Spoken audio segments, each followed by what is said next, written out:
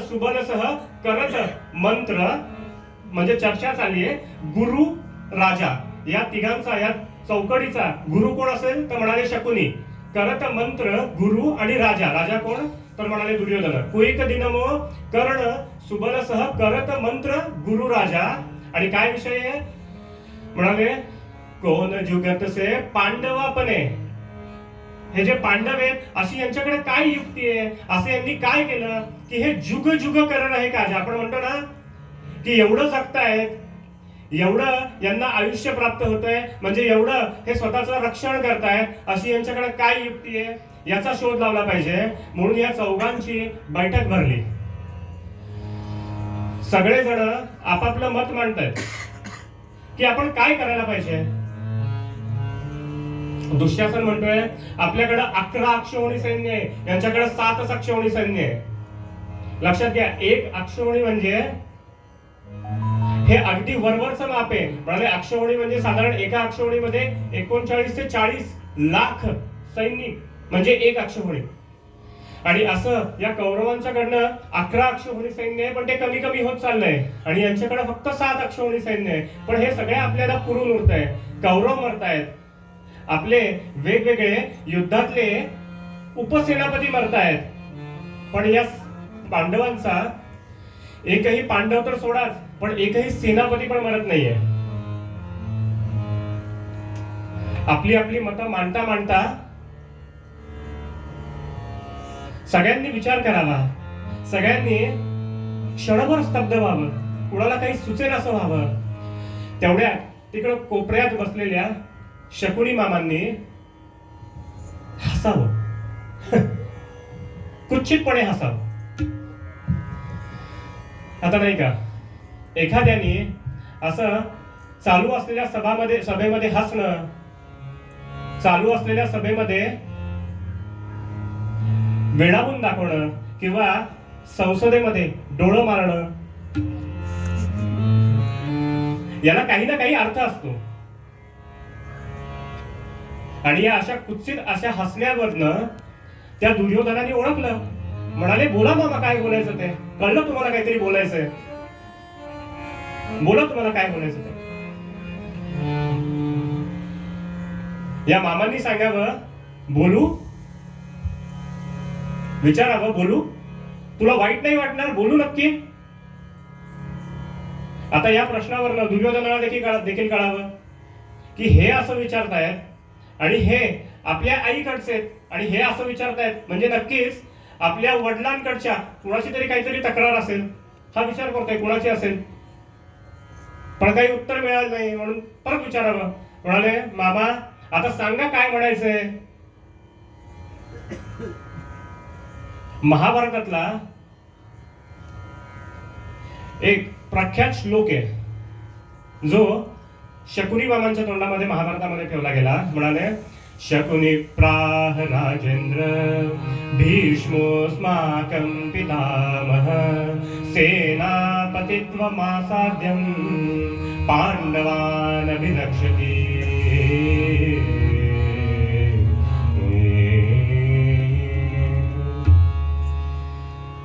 एकाच वाक्यात सांगितलं. म्हणाले हे जे आपले भीष्म आहेत हे 9 दिवस सेनापती आहेत. म्हणाले हे सेनापतित्व करतायत कौरवांचं, पण रक्षण कोणाचं करतायत म्हणाले तर पांडवांचं करतायत म्हणाले. आणि हे एक कारण आहे की ज्याच्यामुळं हे आपले जे कौरव आहेत हे हळूहळू हळूहळू कमी होत आहेत, पण त्यातला एकही पांडव आतापर्यंत 9 दिवसात संपलेला नाहीये. दुर्योधनाने विचारावं मग काय करावं, काय म्हणायचंय तुम्हाला. त्यांनी सांगावं सेनापती बदल. दुर्योधनाने विचार करावा, दुःशासनाने म्हणावं बदल म्हणजे काय, कुणाला ठेवू. या अख्ख्या गुरुकुळामध्ये, या अख्ख्या भरतखंडामध्ये आता जो सर्वात प्रखर, सर्वात तेजस्वी, सर्वात शूर, ज्याच्यामुळं मोठ्या मोठ्या देवतांनी सुद्धा आपली शस्त्र ठेवली आहेत असा कोण असेल. परशुरामांनी सुद्धा यांच्या पुढे शस्त्र ठेवलं. अशा या भगवंताच्या अवतारांनी ज्यांनी यांच्या पुढे शस्त्र ठेवली, असा सेनापती सोडून कुणाला करू म्हणाले? असा हा सेनापती या आत्ताच्या काळात फक्त आपल्याकडे, पांडवांकडे सुद्धा नाहीये. मग अशामध्ये कुणाला सेनापती ठेवू म्हणाले? पुन्हा मामांनी उत्तर द्यावं, म्हणावं, अरे हा कर्ण तुझा प्रिय सखा, हा कर्ण तुझा प्रिय सखा, असता करतो शिकाय काळजीला. अरे म्हणाले हा कर्ण आहे ना. का म्हणाले कर्ण? का गुरुद्रोण का नाही? अश्वत्थामा का नाही? तर एक या शकुनी मामांना कायम माहिती होतं की कुठल्याही परिस्थितीत याच्या बरोबर उभा राहणारा कोण असेल. पुन्हा जी चूक भीष्मांना सेनापती करताना केली तीच चूक द्रोणांना करून चालणार नाही म्हणाले. म्हणून काय म्हणाले, हा कर्ण तुझा प्रिय सखा, असता करतो शिकाय काळजीला.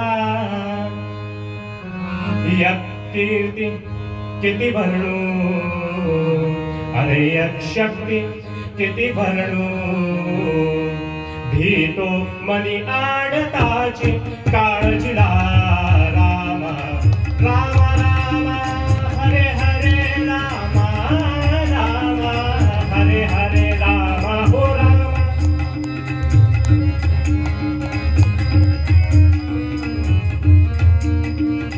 राम राम सीतापते राम, राम राम रघुत्तम राम, राम राम राम सीतापते राम, राम.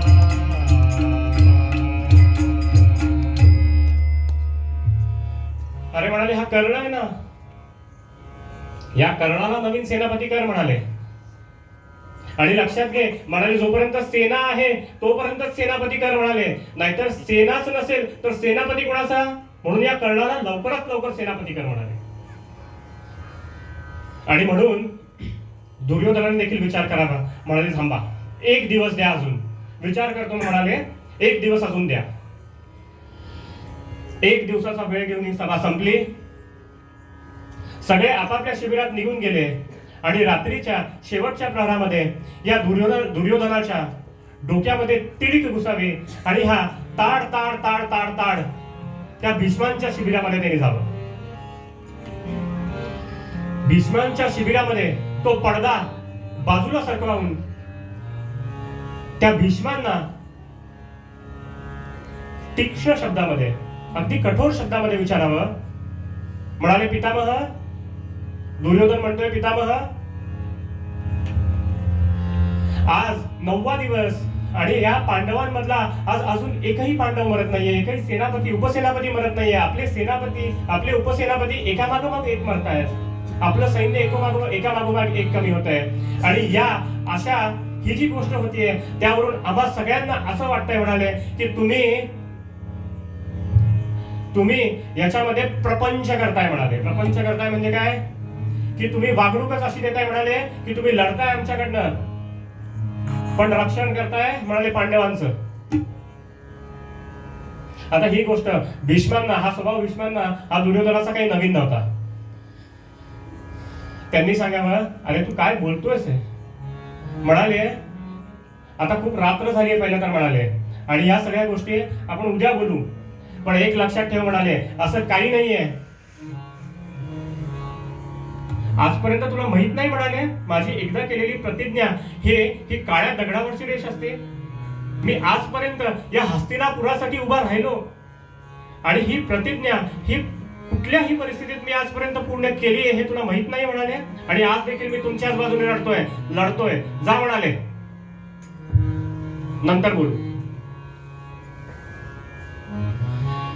दुर्योधनाने पुन्हा प्रश्न करावा, बरं ठीक आहे समजलं तुम्ही आमच्या बाजूने लढताय, पण मग एक गोष्ट करा म्हणाले, उद्या 3 नाही, अर्जुन नाही, भीम नाही किंवा धर्मराज नाही, पण किंबहुना फक्त तुम्ही नकुल आणि सहदेव यातल्या एकाला तरी माराल.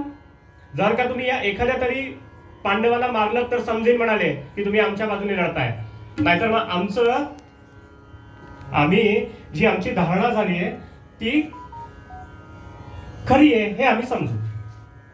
हे ऐकून आता मात्र भीष्म चौकावले, म्हणाले भीष्म म्हणे रे राया लागती वाघ बाण काळ झाला की.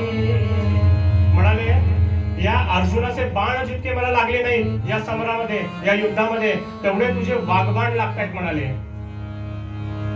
समरी श्रम मज हाता तुझ वदता फार काळ झाला की रामा. म्हणाले तुझे बोलतोयस ना, तुला काय वाटतं? म्हणाले चौताळले.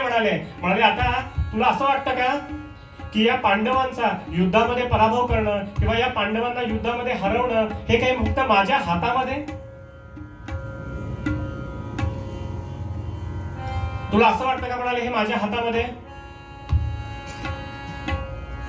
हे युद्ध जिंकण्यासाठी किंवा या युद्धामध्ये विजय मिळवण्यासाठी जी धर्माची बाजू पाहिजे ती म्हणाले तुझ्याकडे कुठे आहे? आठव म्हणाले ते वारणावर, आठव म्हणाले ती सभा ज्याच्यामध्ये द्रौपदीचं वस्त्रहरण केलं, अशी ही धर्माची बाजू पहिले तुझ्याकडे कुठे आहे? आणि कुठल्या जोरावरती तू मला सांगतोयस की मी दुसऱ्यांच्या बाजूने लढतोय? जर का तुला असं वाटत असेल की याच्यामध्ये मी त्यांच्या बाजूने लढतोय तर उद्याच्या उद्या मी सेनापती पदावरनं राजीनामा देतो. म्हणाले कर तुला कुणाला ज्याला करायचंय त्याला सेनापती. आता या दुर्योधनाला वाटलं बुवा आमचे सुंदर सांगायचे का बुवा. म्हणाले आता याला वाटलं की आता हा म्हातारा तापलाय, आता जरा सौम्यपणाने घेतलं पाहिजे. म्हणून ज्याला राजकारणामध्ये आपला शब्द पटकन फिरवता येतो तो या राजकारणामध्ये यशस्वी ठरतो. आपल्याकडे पण ही उदाहरणं आपण पाहिली बऱ्याचदा. म्हणून पटकन शब्द फिरवला. नाही म्हणजे असं मला म्हणायचं नाहीये. म्हणाले की तुम्ही त्यांच्या बाजूने लढताय पण तुम्हाला जे असं वाटतं की हे पांडव हे सगळेजण हे तुम्हाला खूप मानतात आणि म्हणून तुम्ही त्यांचं जर का रक्षण करत असाल किंवा हे तुम्हाला आजोबा आजोबा असं जे म्हणतात म्हणून तुम्ही रक्षण करत असाल तर लक्षात घ्या आज या पांडवांच्या शिबिरामध्ये पण एकच चर्चा आहे. म्हणाले काय चर्चा आहे की आता भीष्म पितामहांनी संन्यास घ्यावा. म्हणाले आजच्या युद्धानंतर, आजच्याच युद्धात इतकं पाहिलं तर उद्या काय होईल दिवसभराच्या युद्धात, म्हणून त्यांनी संन्यास घ्यावा आणि आपली माळ करत बसावं. आणि असं हे उन्मत्तपणे पांडवांच्या शिबिरामध्ये ही चर्चा चालली आहे असं आम्हाला वाटतं आणि असं आम्हाला त्यामुळे वाईट वाटतं. आमच्या सेनापतीबद्दल जर का असं कोणी बोलत असेल तर असं नाहीये ना. भीष्मांनी सुद्धा ओळखावं की हे फक्त शब्द बदलणं चाललंय पण तरी सुद्धा याला खात्री करून देण्यासाठी म्हणून सांगावं. म्हणाले जर का असं असेल तर म्हणाले मी पुन्हा एक प्रतिज्ञा करतो. म्हणाले उद्या ही धरणी पूर्ण निष्पांडवी करीन. म्हणाले म्हणजे काय की उद्याच्या युद्धामध्ये या युद्धानंतर एकही पांडव तुम्हाला या युद्धभूमीवर दिसणार नाही अशी प्रतिज्ञा केली. आणि अशी प्रतिज्ञा केल्यानंतर त्या दुर्योधनाने सुद्धा दुहेरी प्रतिज्ञा करायला लावली. आणि नाही केली तर, आणि जर का नाही एखादा पांडव जर का चुकून वाचलाच तर काय, दुहेरी प्रतिज्ञा करावी. जर का अशी या पांडवांना जर का मी उद्या धरातीर्थी पाडलं नाही तर म्हणाले मी तुमच्यातनं बाजूला होईन, मी स्वतःहून सेनापती पद सोडून देईन, तुला ज्याला करायचं उद्यानंतर त्याला तू सेनापती कर. म्हणाले अशी दुहेरी प्रतिज्ञा केली, करायला लावली किंबहुना या भीष्मांना. आणि ही प्रतिज्ञा केल्यानंतर थोडा सुटकेचा निश्वास सोडला आणि दुर्योधन आपल्या शिबिरामध्ये गेला. जाता जाता बघून गेला इथं कोणी ऐकायला तर कोणी नव्हतं. कारण ही जर का गोष्ट त्या पांडवांच्या शिबिरामध्ये पोहोचली किंवा त्या कृष्णापर्यंत पोहोचली तर हा सगळा झालेला, ही सगळी केलेली योजना चौपट होईल. म्हणाले पाहिलं इकडं तिकडं कोणी नव्हतं पण तिथं ती जी कृष्णांची नारायणी सेना कौरवांकडनं लढत होती त्या नारायणी सेनेमधला एक शिपाई या शिबिराच्या बाहेर पहारा देत होता, पडद्याच्या बाहेर पहारा देत होता, ज्यांनी ही सगळी गोष्ट ऐकली. दुर्योधनाला खात्री झाली की कुणी ऐकलं नाहीये आणि म्हणून निघून गेला. पण ही गोष्ट तिथं तो जो एक शिपाई होता त्यांनीही ऐकली. तिथे होता एक दूत माधवाचा, तिथे होता एक दूत माधवाचा, तिथे होता एक दूत माधवाचा.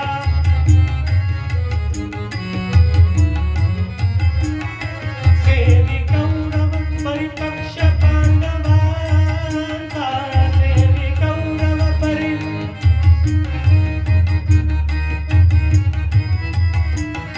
सेवी कौरव परिपक्ष पांडवांचा, तिथे होता एक दूत माधवाचा, तिथे होता एक दूत माधवाचा, माधवाचा, माधवाचा. या एका शिपायानं ही गोष्ट ऐकली. जसा त्याचा पहारा संपला आणि दुसरा पहारेकरी त्याला सोडवायला म्हणून आला, तसा पळत पळत पळत आपल्या राजाकडे म्हणजे श्रीकृष्णांकडे गेला. श्रीकृष्णांना ही सगळी खबर सांगितली. आपला राजा म्हणून धर्मराजांना, युधिष्ठिरांना ही बातमी सांगितली आणि आपल्या आपल्या शिबिरात निघून गेला.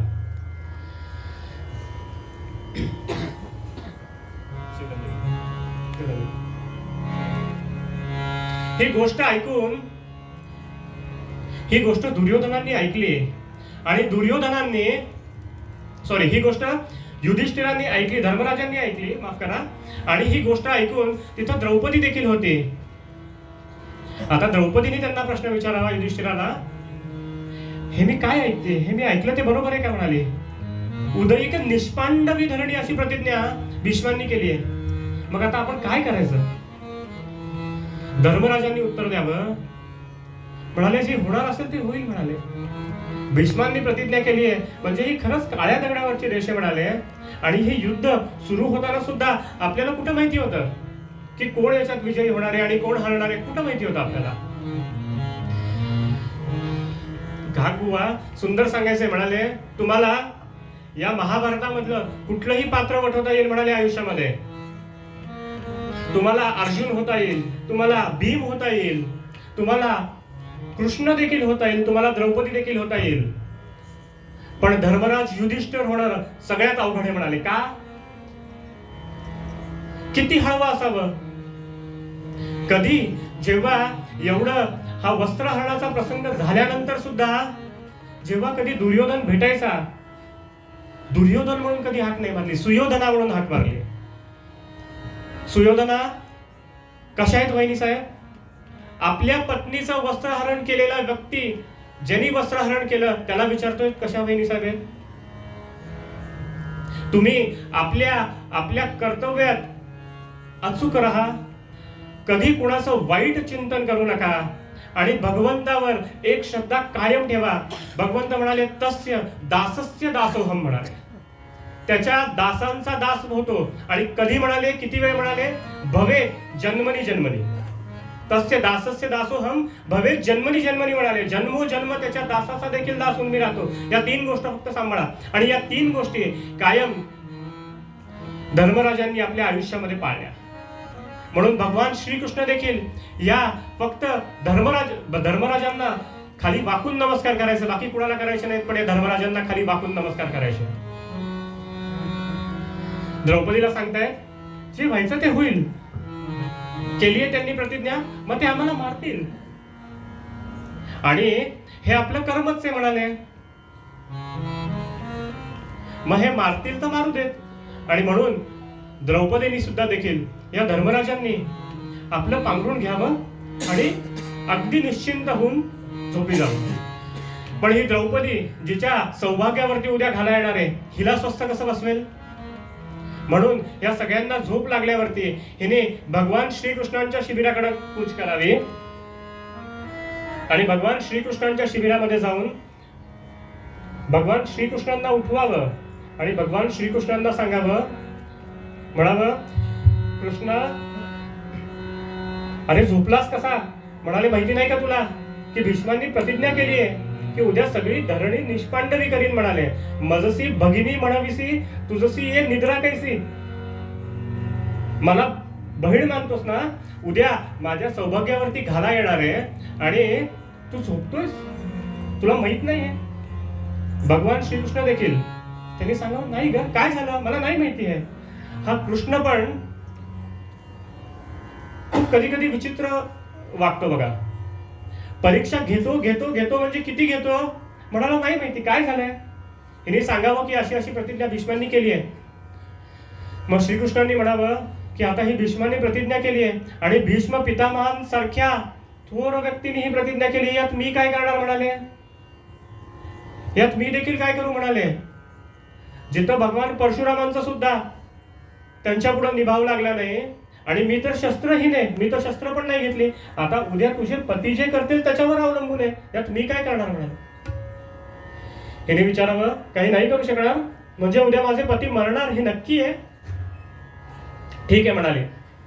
मग या वैधव्याचा आभास सत्यात येण्यापूर्वीच ज्या अग्निकुंडातून जन्म घेतल्या त्याच अग्निकुंडात पुन्हा लिप्त होते म्हणाले. आणि येते असं म्हणाली आणि येते असं ऐकल्या ऐकल्या भगवान श्रीकृष्णांच्या काळजात सर्र व्हावं. काय करू म्हणाली, काय कर, थांब थांब म्हणाले, थांब थांब जाऊ नको, काहीतरी विचार करू दे. काहीतरी विचार म्हणाले माझ्या डोक्यात यायला लागलाय, थांब. आता यावेळी इतक्या रात्री काय करावं म्हणाले. ज्यांनी ही प्रतिज्ञा केली आहे त्याच्याच शिबिरात जाऊ म्हणाले, त्याच्याच शिबिरात जाऊ. अरे कसं शक्य आहे, शत्रू पक्षाचं शिबिर, त्यात तो शत्रू पक्षाचा सेनापती आणि त्याच्या शिबिरात आपण जायचं कसं शक्य आहे. अगं मी आहे ना म्हणाले, मी नेतो तुला, तू नेशील मग तर अजूनच अवघड आहे म्हणाले, तुला कोण ओळखत नाही इथं. म्हणाले द्रौपदी जास्त बोलू नकोस, वेळ नाहीये जास्त. म्हणाले जास्त नको बोलूस, मी नेतो तुला. बर म्हणाले. म्हणून घाईघाईमध्ये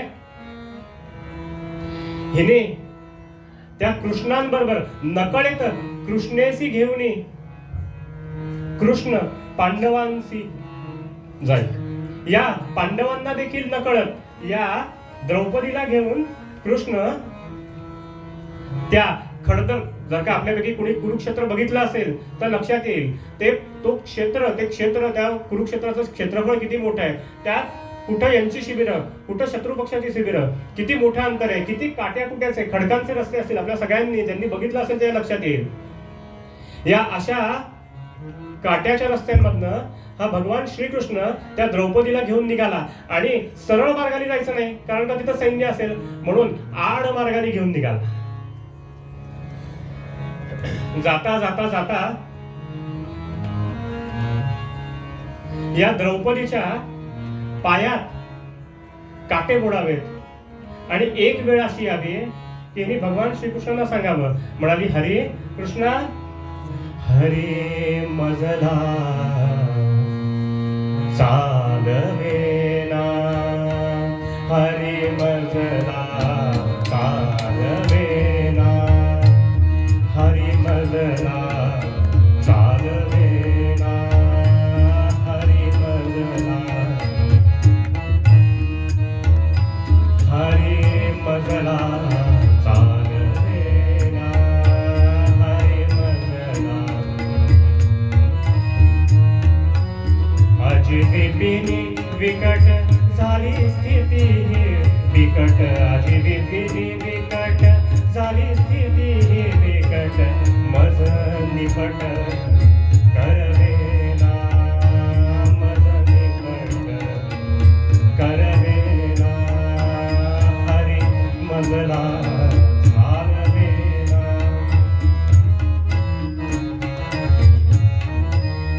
लक्षात घ्या, आपण या आजकालच्या काळामध्ये जिथं सिमेंटचे रस्ते, अशा काळामध्ये जर का अनवाणी चपलांनी ही पटकन निघाली होती नाही या कृष्णाबरोबर, आपल्या पादरक्षा पादुका देखील घ्यायचं विसरली. काय लक्षात येणार आहे आपल्या सौभाग्यावरती, उद्या घाला येणारे चपला पादत्राणे घालायचं कसं लक्षात राहील. तशीच निघाली होती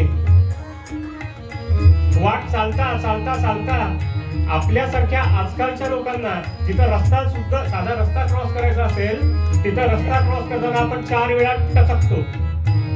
4 वेळा नुसती साधी दगड टोचली तर आपण टचकतो. मग अशी हे आयुष्यभर जिने राजघराणं सोडून काही पाहिलं नाही अशा द्रौपदीला या काट्याकुट्यांच्या रस्त्यामध्ये जाताना काय अवस्था झाली असेल? मजला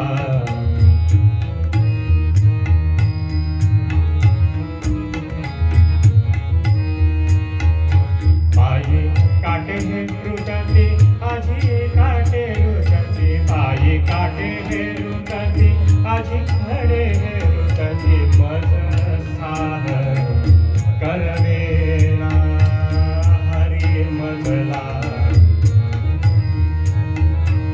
हरी मजला चालवेना येती श्वापदे निकट करिली पट लिपट येती श्वापदे निकट करिली पट लिपट मज निपट मज निपट करवेना हरी मजला चालवेना. श्रोते हो, आपल्यासारख्या प्रापंचिकाच्या प्रापंचिक पारमार्थ्याच्या जेव्हा अशा आपल्या आयुष्यात संकट येतात तेव्हा आपण जे म्हणलो ना सदा सर्वदा देव सन्निध आहे, तेव्हा हेच लक्षात घ्यायचंय ना. आमचे ज्ञानेश्वर महाराज सुंदर सांगतात, म्हणाले अशा वेळेला काय कराल? म्हणाले तो जो आपला भगवंत, आपला देव, आपला गुरु या सगळ्यांमध्ये आपल्या ज्याची आपण कृपा प्राप्त करून घेतली आहे त्या भगवंताच्या कायम हा विश्वास ठेवा की तो आपल्या जवळ आहे. आणि म्हणून जेव्हा असं करतो तेव्हा समर्थ पण तेच म्हणाले ना, नुपेक्षी कदा रामदासाभिमाने. ज्ञानेश्वर महाराज म्हणाले अंतकाळी तैसा संकटाचे वेळी हरी तया सांभाळी अंतर बाई. अशा आपल्या दासाची, अशा आपल्या भक्ताचं अधःपतन होऊ देणार नाही याची काळजी तो भगवंत घेतो. भगवंतानी काय करावं? तिच्या पायात काटे मोडतायत ना, म्हणावं अधिकारी सांगितलंस, अगं हे घे, या माझ्या पादुका तू घाल म्हणाले, हे माझ्या पादरक्षा तू घाल म्हणाले. हिने विचारावं अरे हे काय आकृत मांडले, ज्या पादुकांची आम्ही पूजा करावी, ज्याला आम्ही कायम आमचं डोकं टेकवावं, अशा पायात घालू? हिने ते ऐकू नये तरी भगवंतानी खाली वाकून तिच्या पायात त्या पादुका सरकवाव्यात. पुढे जाता जाता जाता हिचे पाय दुखावेत, हिचे पाय दुखावेत. आणि म्हणून काही ठिकाणी तर वर्णन असं आहे की भगवंतानी तिला पाठीवर घ्यावं. समर्थ देखील तेच म्हणाले श्री भार वाहे न बोले पुराणी पण नुपेक्षी गदा रामदासाभिमानी म्हणाले. तो भगवंत किती राहतो त्या भक्ताजवळ, किती त्या भक्ताच्या सन्निध राहतो. म्हणाले हरी मजला चालवेना हरी मजला चालवेना चालवेना चालवेना.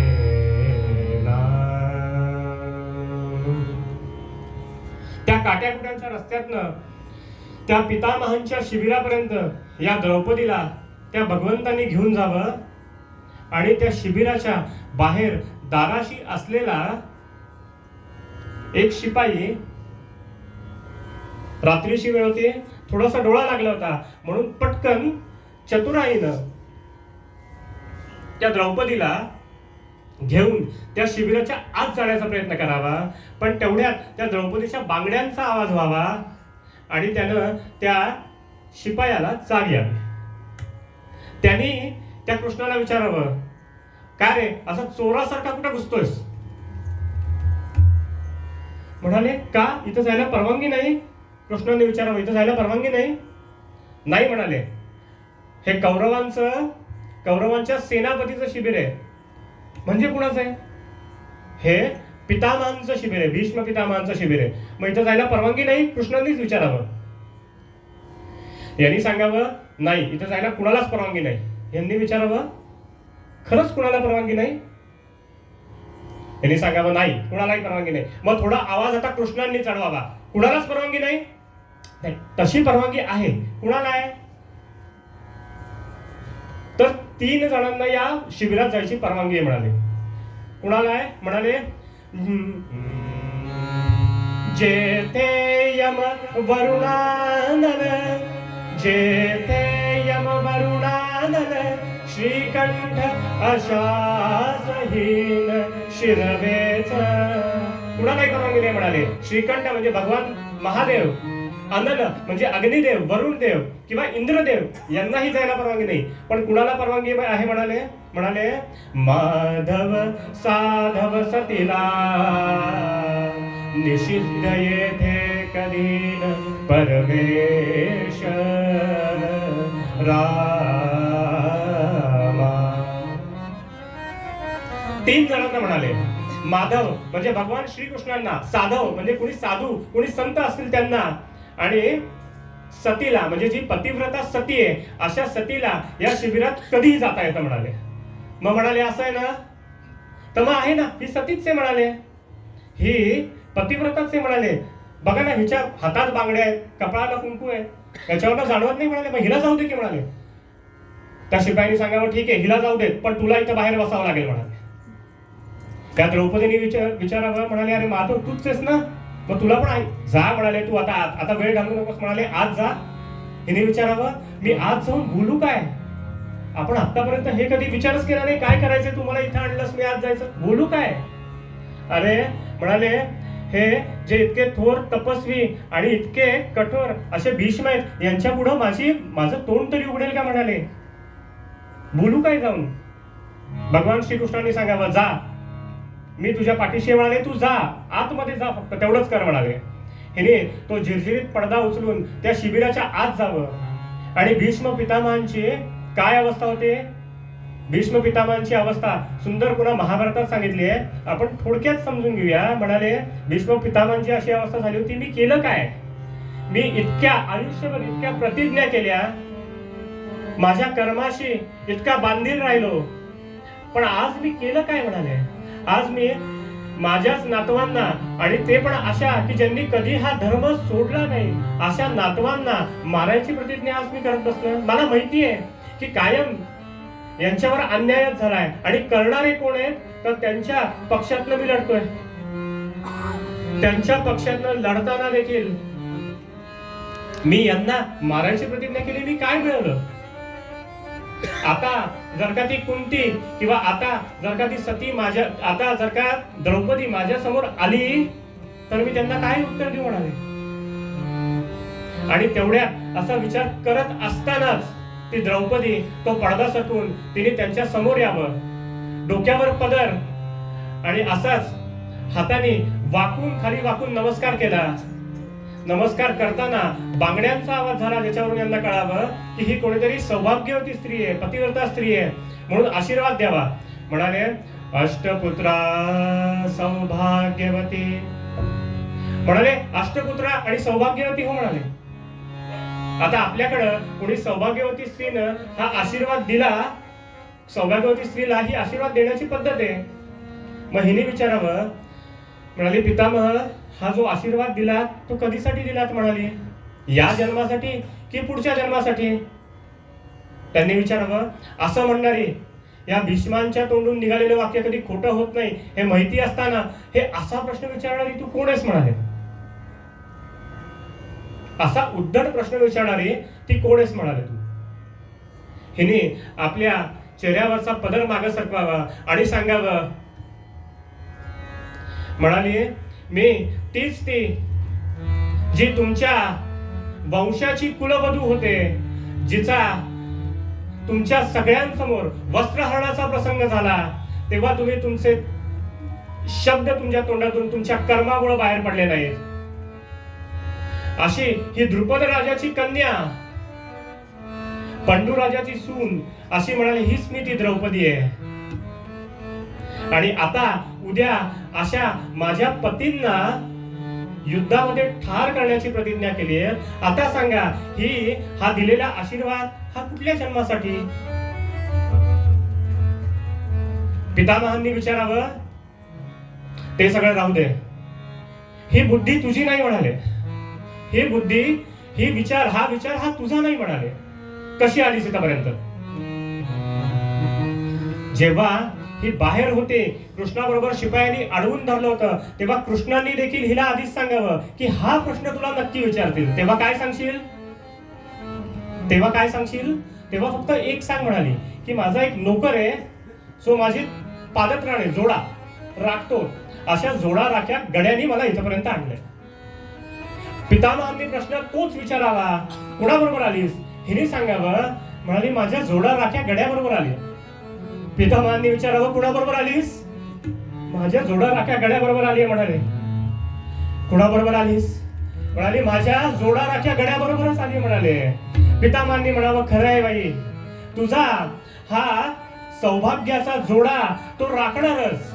त्याला कुठलं बातमी कळली मला माहित नाही, पण अशी जेव्हा वेळ येते तेव्हा तो नुपेक्षी कदा रामदासाभिमानी सदा सर्वदा देव सन्निध आहे ना. मग तो कुठं कुठं आहे? सन्निध तर आहेच, पण जिथं जिथं तुमच्या विरोधात कटकारस्थान चालली आहेत, मला माहित नाही त्याला कसं कळालं म्हणाले, पण तुमच्या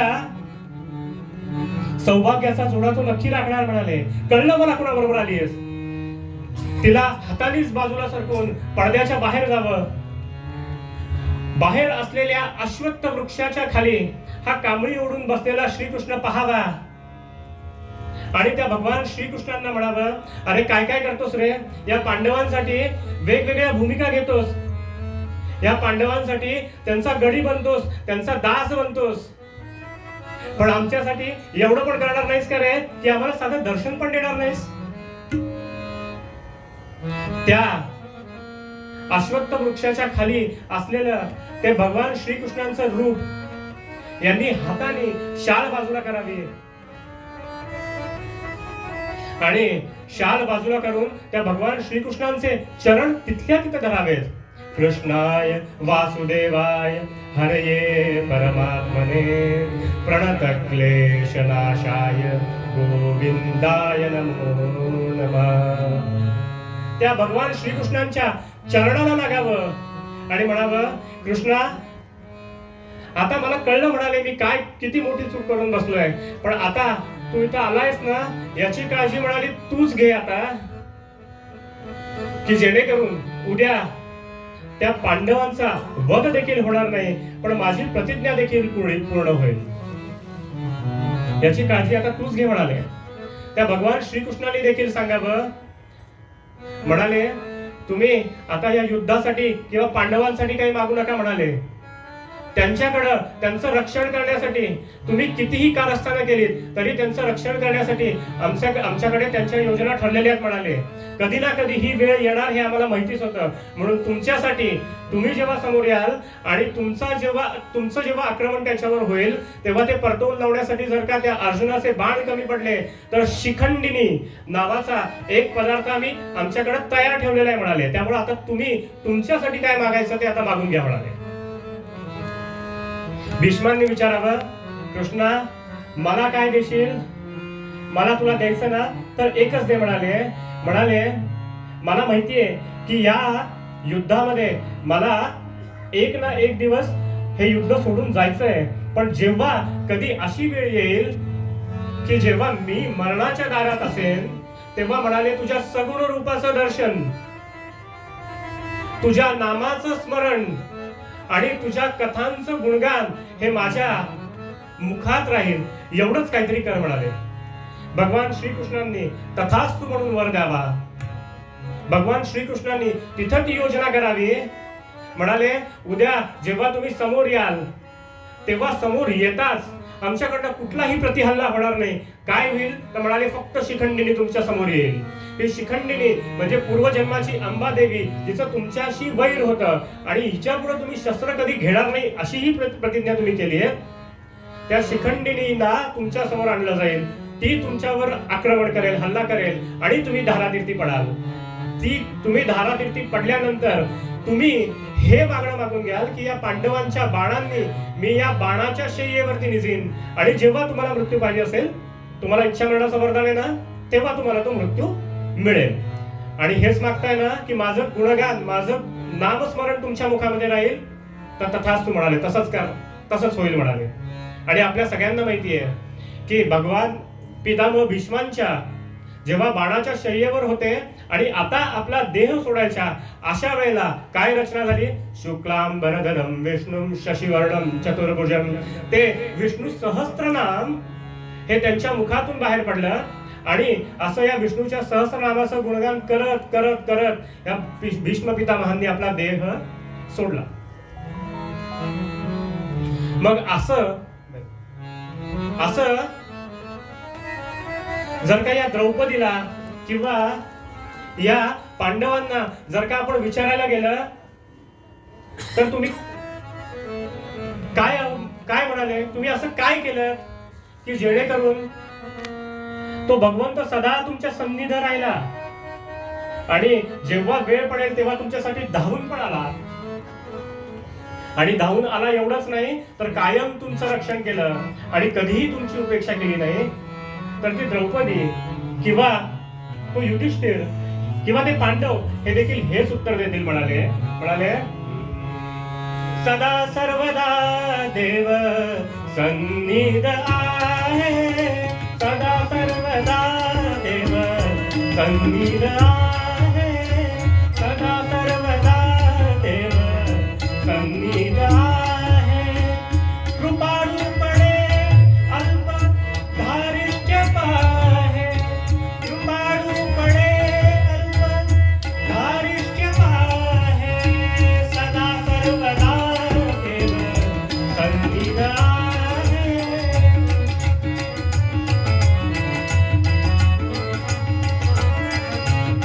या महाराजांच्या उत्सवानिमित्त पहिल्या कीर्तन सेवेच्या पहिलं कीर्तन पुष्प वाहण्यासाठी इथं आज ही चैतन्य जप संकुलाच्या माध्यमातून जी संधी मला दिली गेली, या चैतन्य जप संकुलाच्या सगळ्यांचा मी मनापासून आभारी आहे. माझे हे तिन्ही साथीदार, या सगळ्यांची ओळख तुम्हाला आता करून दिली अर्थात काकांकडे. कौस्तुभची ओळख तर तुम्हाला सगळ्यांना आहेच. या सगळ्यांचे मनापासून आभार मानतो. तुम्ही श्रोते जगदीश मूर्ती, तुमच्या अशा श्रोत्यांचे देखील तुमच्या ऋणात राहतो आणि कीर्तन सेवेला पूर्णविराम देतो. या झालेल्या कीर्तन सेवेमध्ये ज्या काही चांगल्या गोष्टी होत्या त्या मुखे वादवी सद्गुरु बुद्धिदाता या व्यायानी त्या महाराजांच्या आहेत, आणि ज्या कुठल्या कमी गोष्टी होत्या त्या सगळ्या माझ्या आहेत. हे तुम्ही समजून घेऊन तुमच्या पोटात घालालच, यात वाद नाही. आणि म्हणून कीर्तनाच्या शेवटी तेच मागणं मागू जे दासगणू महाराजांनी आपल्या सगळ्यांसाठी मागून ठेवलं. अनंत अपराधाच्या राशी पोटी घालणे देवा पोटी घालणे, महान पापी मी तरी बदलू तुला म्हणणे, पतित पावन ऐसे अरुणा नाम निर्देशी, देवा नाम निर्देशी, आता पतिता उपेक्षणे योग्य नव्हे तुझे, दीनानाथा विश्वंभरा करुणा अवतारा, रामा करुणा अवतारा, दासगणू लागका लागू बिंदुक माग्यारा, तुझे राहो नाम ध्यानी सदैव तुझी ध्यानी सदैव तुझी मूर्ती, जडून कीर्तन सेवा पुन्हा सदैव या हाती, प्रतिवर्षाची वाणी देवा पंढरीची हो हो, रामा पंढरीची हो हो, तुझ्या समचरणाचा प्रेमा वाढत गेला हो, तुझ्या समचरणाचा प्रेमा वाढत गेला हो, तुझ्या समचरणाचा प्रेमा वाढत गेला हो. सगळ्यांनी माझ्या मागे एकदाच म्हणायचंय, उपासनेला दृढ चालवावे, उपासनेला दृढ चालवावे, गुरुदेव संतांसी सदा लवावे, गुरुदेव संतांसी सदा लवावे, सत्कर्म योगे वय घालवावे, सत्कर्म योगे वय घालवावे, सर्वांमुखी मंगल बोलवावे, सर्वांमुखी मंगल बोलवावे. जय जय रघुवीर समर्थ, रघुवीर समर्थ.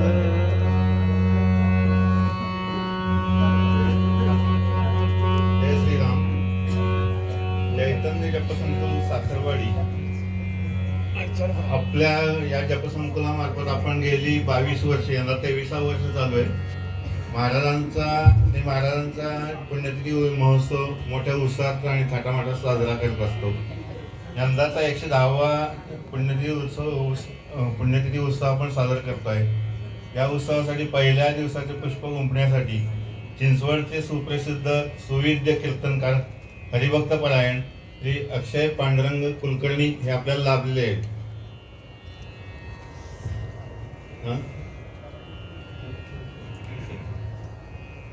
गेले 2-2.25 तासाच्या आपल्या ओघवत्या आणि रसाळवाणीतून त्यांनी पूर्वार्धात आपल्याला सगुण साकार परमेश्वर आणि निर्गुण निराकार परमेश्वराची ओळख करून दिली. उत्तरार्धामध्ये महाभारतातल्या कौरव पांडवांच्या युद्धातल्या 9व्या दिवसाच्या ओळख करून दिली, आपल्याला प्रसंगाची ओळख करून दिली. आपल्या या रसाळवाणीने आपल्याला गेली 2-2.25 तास त्यांनी मंत्रमुग्ध करून ठेवलेलं आहे. तर चैतन्य जपसंकुलामार्फत त्यांचे आभार मानतोय आणि त्यांना फुला बाकळी म्हणून श्रीफळ आणि महाराज प्रसाद देत आहोत.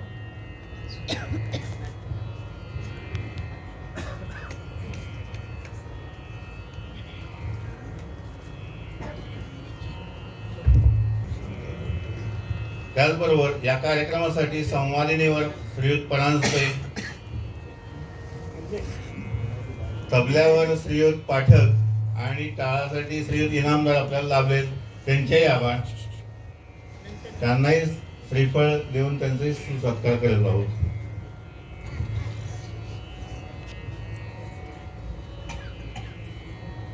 जयराम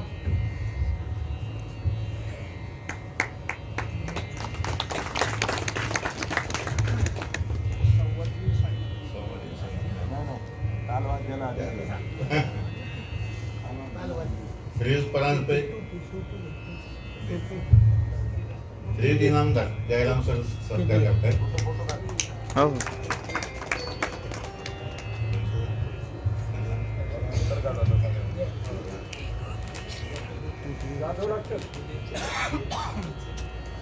एक मिनिट थांब. हा थांब, बोल ना. चालू आहे कीर्तन सत्कार. हो हो थांब. संवादिनीवर श्रीयुत परांजपे यांचा सत्कार डॉक्टर करीत आहेत. बोल ना.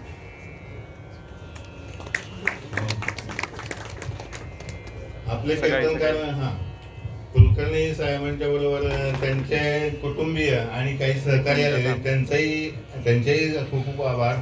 आणि या कार्यक्रमासाठी आपले सुश्राव्य ऐकण्यासाठी आपले जे साऊंड सिस्टीम दिली त्या आपले सहकारी अळणीकर यांचे आभार मानित आहे.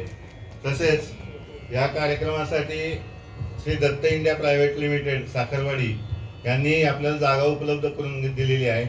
याच वास्तूमध्ये आणि या प्रांगणात आपण हा उत्सव दरवर्षी साजरा करीत असतो. त्याचबरोबर आपले रसिक श्रोतृवर्ग जे मोठ्या उपस्थितीने हजर आलेले आहेत त्यांचेही आभार मानले आहे. उद्या